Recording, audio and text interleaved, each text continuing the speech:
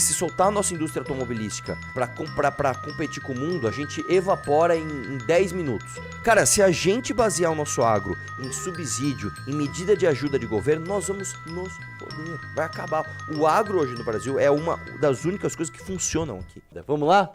Lula diz que medida de ajuda a exportadores será de 30 bilhões. Parabéns, Lula. Eu acho que a gente tá com 30 bilhões sobrando aí pra gente fazer, né, um apoio, né, aquelas pessoas que estavam trabalhando e vendendo os alimentos para os Estados Unidos e agora vão, assim como os dependentes de Bolsa Família, passar o prato no governo para falar, põe um pouquinho de migalha aqui no meu, por favor, meu. E mais uma vez o Lula vai se vender como alguém que está cuidando dessas pessoas, como alguém que está cuidando dos brasileiros, não é mesmo? Tarifaço. O presidente Luiz Inácio Lula da Silva afirmou nesta terça-feira que assinará uma medida provisória com uma linha de crédito de 30 bilhões para exportadores afetados pelo tarifaço dos Estados Unidos. Segundo Lula, a medida será anunciada oficialmente nesta quarta-feira pelo governo federal. A medida provisória faz parte do pacote de ajuda do governo brasileiro às empresas afetadas pelas taxas impostas pelo presidente norte-americano Donald Trump. Amanhã eu vou assinar uma MP que cria uma linha de crédito de 30 bilhões para as empresas brasileiras que, porventura, tiverem prejuízo com a taxação do Trump. 30 bilhões é o começo. Você não pode colocar mais, você não sabe o quanto é, disse Lula. O presidente da declaração, jornalista Reinaldo Azevedo, no programa O É da Coisa na Rádio Band News. Segundo o Lula, os presidentes da Câmara dos Deputados, Hugo Mota e o Senado, devem participar do anúncio das medidas. Afinal de contas, nada mais brasileiro do que você anunciar uma medida paga com o dinheiro dos impostos para salvar um setor da sociedade que você quer agradar, não é mesmo? O Brasil é isso, cara. O Brasil é isso. A gente enfia os pés pelas mãos e aí a gente depois fica pedindo pro governo algum jeito de criar mais dívida para salvar a nossa economia. Eu vou dar um exemplo aqui. Eu tava vendo eu tava lendo sobre mercado automotivo, né, e mercado de aço, porque, bom, você sabe que a maior parte de um carro, ela é feita de aço, né? Eu acho que chega a ser 90% do peso do carro é aço e os outros 10% é todo o resto, né? Então, borrachas, fios elétricos, plástico, etc. 90% de um carro é aço. Como que o Brasil funciona? A gente tem a Vale aqui, e a Vale é muito importante lembrar, a Vale, inclusive, tem no seu conselho um senhor chamado Rubens Ometo.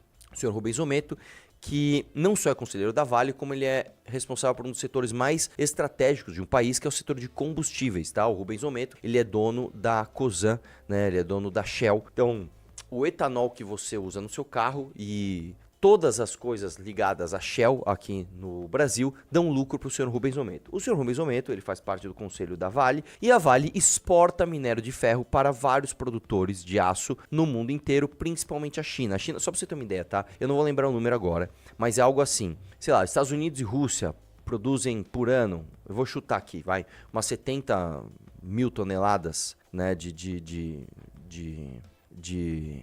aço, né? Ou 70 milhões de toneladas, algo assim. O Brasil é quase metade, é tipo 35, é algo assim.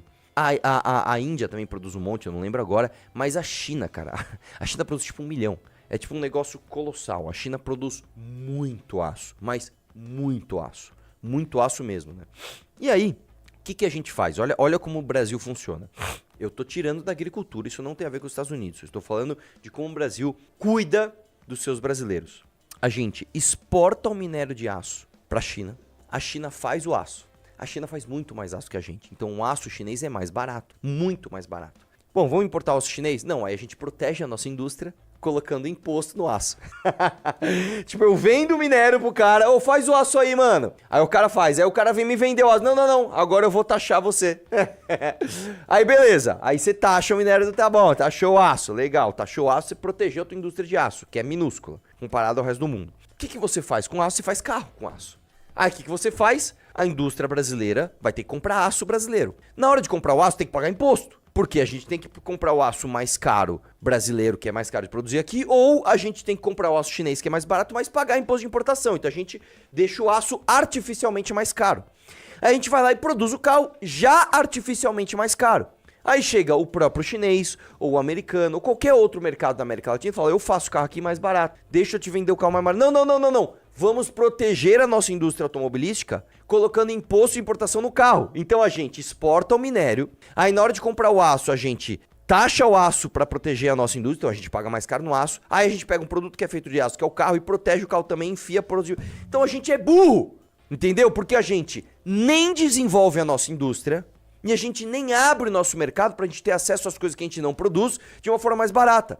Então a gente não vai nem pra um lado nem pro outro. A gente parece o Jânio Quadros naquela foto. É um pé pra um lado, um pé pro outro, um olho pra um lado, o olho pro outro, o peito pra um lado, o quadril pro outro. A gente tá todo torto aqui. A gente nem faz uma indústria forte. Então, meu irmão, vamos explorar o nosso minério de aço? Vamos nós produzir aço aqui? Vamos produzir aço aqui? Vamos produzir aço pra caramba? Vamos deixar a indústria foda? Não. Por quê? Porque a gente fica com sindicato, com indústria, com lei trabalhista, com imposto pra caramba, com juro pra caramba, crédito caro. Então a gente não tem indústria. Bom, então beleza, vamos proteger a indústria do carro? Tá, a gente também não tem uma indústria do carro. Nossa indústria automobilística é um bebê de 50 anos. Se soltar a nossa indústria automobilística pra competir com o mundo, a gente evapora em 10 minutos. Tá? Eu vou dar um exemplo pra você. Quando você pega, por exemplo, as grandes marcas, tá? As grandes marcas internacionais, pensa uma marca. Toyota, Lexus, que os caras do tribunal compraram o carro, Volkswagen, que é alemã, a Porsche, que é alemã, BMW é alemã, Audi é alemã, Fiat, que é italiana, a Maserati, que é italiana, Ferrari, que é italiana, pega a General Motors, que é americana, pega a Ford, que é americana. Se você pegar todas essas indústrias, o que essas indústrias fazem? Essas indústrias elas têm uma lista, né, do mercado, do quanto de carro elas vendem por país, qual é o share desse mercado. Então, por exemplo, eu posso vender, sei lá, 200 mil carros por ano num mercado A e 200 mil carros por ano num mercado B. Só que no mercado A eu domino esse mercado. Eu sou 80% desse mercado. Então você dá muita atenção para esse mercado, porque você não pode perder ali. Ali você domina. Ali é um grande centro de propaganda e eficiência. Você ganha muito dinheiro quando você domina o mercado. Às vezes você tem 200 mil carros num lugar que você é, sei lá, 5% do mercado. Ali não vale a pena você investir. Ali você só marca presença. As grandes marcas mundiais de carro, quando você pega o número bruto de venda de carro no Brasil, ele até é um número relevante. Só que em relação ao resto do mundo, em relação ao share de mercado, inclusive brasileiro, são números muito baixos. Por quê? Porque aqui no Brasil nós temos um negócio chamado jabuticaba. O que é jabuticaba? Jabuticaba é uma coisa essencialmente brasileira. O Brasil é cheio de jabuticabas. O mundo inteiro tem diversas jabuticabas, entre aspas, né? Nas suas concepções de carro. Então, por exemplo, você pega, por exemplo, o mercado nórdico de carro. O mercado do hemisfério norte. É um mercado que durante muitos anos eles investiram pesado em aço que não enferrujava através da neve. Porque você tinha muita neve, a galera joga sal na neve pra neve derreter, então você fica com aquela água com sal batendo na parte de baixo do carro, o carro enferrujava. Então, nos anos 80, esses caras investiram demais em tecnologia para que a chapa fosse super resistente à corrosão, que no Brasil não era tão necessário, né? Algumas cidades litorâneas e tal, mas lá era muito mais necessário. Você pega, por exemplo, na Índia. A Índia, eles limitam o carro através do comprimento do carro, né? Então, na Índia você tem... Na Índia não. Na Índia você tem um mercado de carro, né? Que você tem carro até 4 metros, né? No Japão tem alguma limitação também de tamanho que eu não lembro agora. Aqui no Brasil a gente faz a coisa mais burra do mundo. É uma das jabuticabas mais imbecis do mundo, que é você dar uma tarifa especial para carro 1.0. Isso não faz o menor sentido. Porque quando você pega a relação de economia, potência, o quanto que o carro vai rodar, você tem estudos e você tem o mundo inteiro indo na direção de colocar carro 1.2, 1.3, 1.1. Aqui no Brasil não, aqui ele não pode passar de 1.0. Então os nossos carros 1.0, na verdade, eles são 0.97, 0.978, entendeu? E a gente cria essa jabuticaba. Então aqui no mercado brasileiro, quem domina o mercado brasileiro é a Fiat.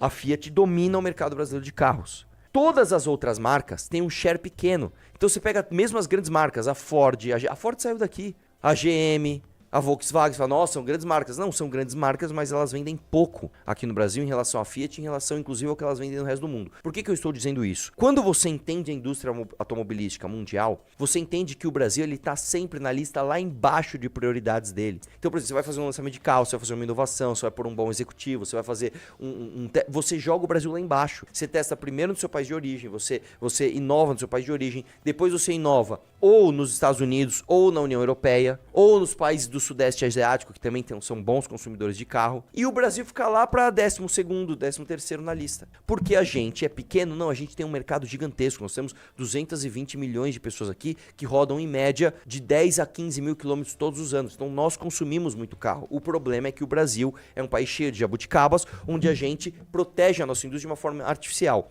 Dado como a gente trata a nossa indústria, e a mais importante de todos, que é a indústria automobilística, vamos ver como a gente trata a agricultura no Brasil. A agricultura é uma coisa primária, uma coisa que a cadeia de produção ela é muito simples. Você planta e colhe. Óbvio, cara, você tem que ter pesquisas, tem um monte de complexidades ao longo desse cultivo, mas em relação a uma indústria, ela é muito mais simples, né, de se fazer.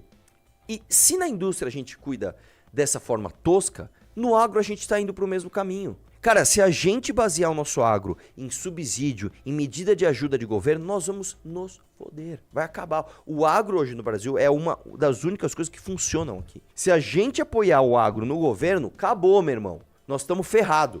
Entendeu? Então é importante dizer isso aqui, tá? Obrigado por assistir até aqui. Se você gostou desse vídeo, deixe o like, comente e compartilhe.